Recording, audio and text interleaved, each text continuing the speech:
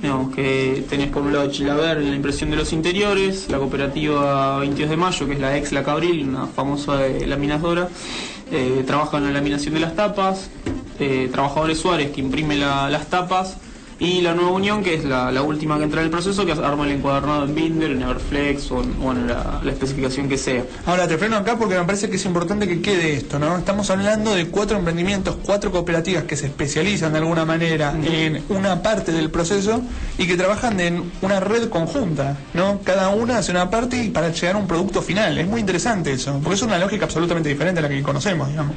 Y en general se tiende a concentrar esa producción bajo una sola firma, un solo esquema, o tenés una firma que pone la cara y en realidad lo que hace es tercerizar la producción, claro, en tantas empresas chicas como necesite. Acá, digamos, bajo el marco, dentro del marco de la red, las cooperativas producen intercambiándose las etapas del proceso productivo y hasta llegar al producto final. Entonces, vos antes mencionabas a Libreo. La idea de Libreo surge de plantear esto, digamos, la producción del libro libre. Se propone como marca para identificar lo que son los libros armados, digamos, en empresas que son autogestionadas y de gestión horizontal con respecto a las que no lo son, digamos. Lo cierto es que al producir de una forma distinta, o sea, con la cabeza en otro modo de producción, lo que estás digamos generando es otro objeto, intrínsecamente es otro objeto, no sí, es con otro valor.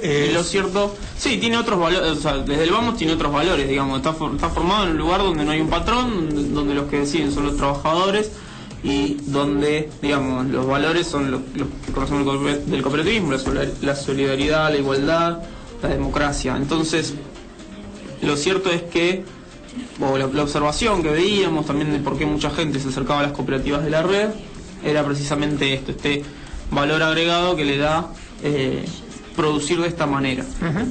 Entonces, nosotros en la red decimos, la presentación del Libreo nos encanta hacer libros porque reúnen todo lo que necesitan las artes gráficas, digamos, desde la impresión hasta el doblado, y digamos, muchos pasos intermedios pueden ser más elaborados. Lo cierto es fabuloso producir libros, elegimos dejar de producir. Queremos producir libreos, los libros libres. Interesante. No es más que nada esbozar el concepto de algo que es intrínsecamente distinto. Así que en función de eso, lo que se empezó a hacer, bueno, fue empezar a comunicarlo más que nada personalmente, boca en boca, a distintos actores que ya habían estado interesados o habían colaborado con nosotros, nos habían dado una mano, lo empezamos a hablar entre las cooperativas de la red, lo empezamos a presentar al sector cooperativo. Claro, como propuesta de trabajo concreta. Como propuesta de trabajo, porque también hay un problema, digamos, al nivel de lo que es la industria gráfica, que tiende a la concentración y se viene acelerando ese proceso. Hace precisamente el mismo día que se hizo el anuncio en la Casa Rosada, también salió en las noticias que Santillana cedía toda su línea editorial a Random House Mondadori. O sea, Santillana se quedó con lo que es educativo y lo juvenil, pero después toda la producción literaria, por ejemplo Alfaguara y otras firmas que tienen que ver con lo infantil, se las terminó de vender a Random House. Random House ahora es un conglomerado mucho más grande del que era antes, digamos. Claro. Entonces van quedando a nivel industria gráfica unos pocos actores, pero con una gran parte de la torta de impresión, no solo de impresión, de edición.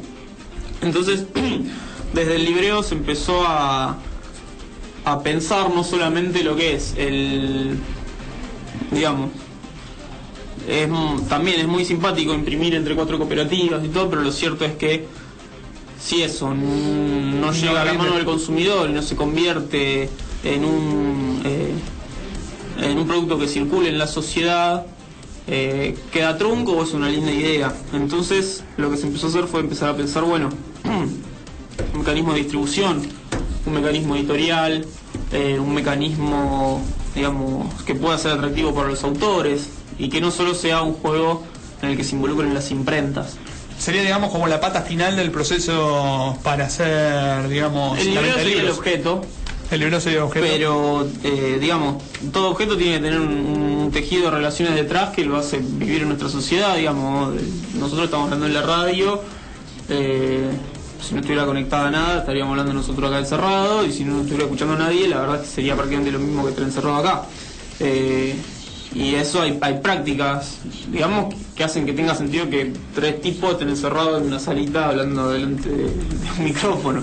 Sí, tiene una forma muy particular de expresar, Matías, está bien, me gusta, me cae bien. Pero lo cierto es que si no se diera el libreo o el libro cooperativo como una estrategia un poco más amplia, lo único que tendríamos serían más papel impreso o más papel sucio guardado en un armario. Y es precisamente lo que no tiene que pasar. ¿Por qué? Porque te ganan en los espacios de llegar a las manos y a donde la gente lo lea. Entonces ahí, bueno, ya se empieza a articular con otros actores que son o más grandes que la red, o con otro tipo de actividades, por ejemplo DIPRA, que es Diario y Periódicos de la República Argentina, una cooperativa de servicio que nuclea periódicos de todo el país. Y ahí, bueno, eso es un buen punto para llegar al consumidor, para hacer una distribución de un libro, digamos, tener diario en todas las provincias. Absolutamente. Es interesante. Una pregunta que te quería hacer, que tiene que ver un poco metiendo a DIPRA, digamos, como también un actor un poco no tan conectado a lo que voy a decir, pero el tema, por ejemplo, el rol estatal, ¿no? Los canales, porque el Estado de alguna manera, estos canales de distribución, estas cuestiones, tienen de alguna manera algo conformado. ¿Cómo es la relación con el Estado, como para viendo que hicieron la presentación no en la Casa Rosada? ¿Cómo lo vas viendo eso?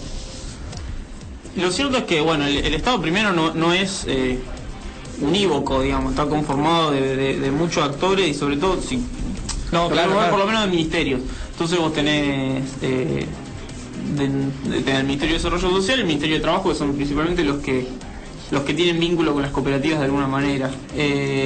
Yo te digo ahí porque depende mucho en la actividad propositiva de cada uno, digamos, lo que el Estado le puede dar a la red gráfica depende lisa y llanamente de lo que la red gráfica pueda proponerle al Estado para hacer.